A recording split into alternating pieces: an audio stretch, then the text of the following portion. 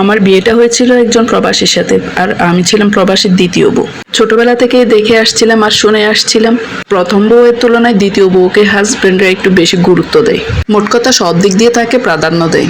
যাই হোক, আজকে আপনাদের সাথে শেয়ার করব আমার হাজবেন্ড আমাকে কেমন গুরুত্ব দিল সেটাই।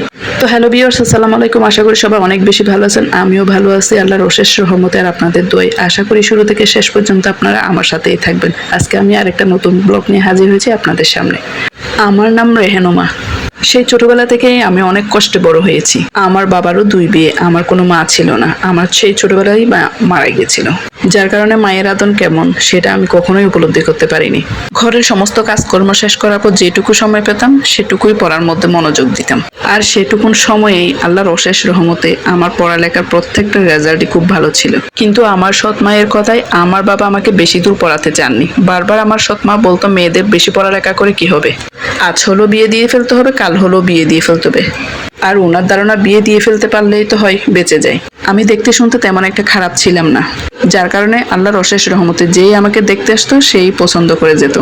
কিন্তু দুঃখের বিষয় কি জানেন, আমার জন্য ভালো কোনো জব করে এমন ছেলে বা এমন ঘর আসলে আমার সৎমা ডিরেক্ট না করে দিত। বলতো কি, চাকরিজীবীরা ভালো না, চাকরিজীবী মানুষ ভালো না, চাকরিজীবীদের টাকা হিসাব করা টাকা, ওদের কাছে অনেক হিসেব করে চলতে হবে। নানা অজুহাত দেখিয়ে উনি আমার আব্বাকে ওইখান থেকে সরিয়ে আনতো সব সময়। তো উনি কি করলো, একদিন ওনার এক বান্ধবীর ছেলের সাথে আমার বিয়ের প্রস্তাব দিয়ে দিল। ওনার বান্ধবী ছেলে কিন্তু বিবাহিত, প্রথম বউয়ের বাচ্চা কাচ্চা নাকি হচ্ছিল না সে 10-12 বছর ধরে, যার কারণে উনি আব্বাকে অনেক ভুলিয়ে ভালিয়ে আমার বিয়ে ঠিক করে ফেললো ওই বান্ধবীর ছেলের সাথেই। আমি নাকি ওই ঘরে গেলে অনেক সুখে থাকবো, আমার বাচ্চা কাচ্চা হলে নাকি ওইখানে রাজ বাদশার মতো হবে।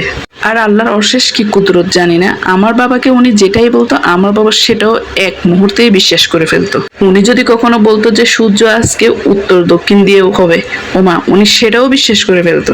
এক কথায় ওনার কথায় উঠতো আর বসতো, ভালো মন্দ কোনো কিছুই বিচার বিশ্লেষণ করতো না। যাই হোক, কোনোরকম জোর জবরদস্তি করে আমাকে ওনার সাথে বিয়ে দিয়ে দেওয়া হলো। কিন্তু আল্লাহর কি লীলা দেখেন, আমার বিয়ের ঠিক 5 মাস পর ওনার প্রথম বউর প্রেগনেন্ট। এইদিকে আমার আগে উনি প্রেগনেন্ট হওয়ায় সবাই ওনাকে নিয়ে মাথায় করে রাখছে। আর আমাকে বলতে গেলে এক কথায় ওনাদের ফ্যামিলিতে একটা কাজের মেয়ে।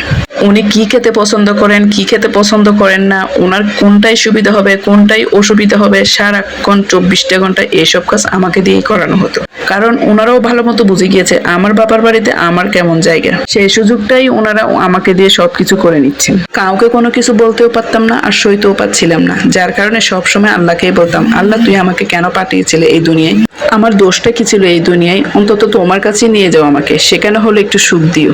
যাই হোক, গল্পটা কেমন লেগেছে সবাই কমেন্ট করে জানাবেন। এরকম গল্প আরো শুনতে চাইলে লাইক কমেন্ট ফলো দিয়ে শেয়ার করে পাশে থাকবেন। আল্লাহ হাফেজ।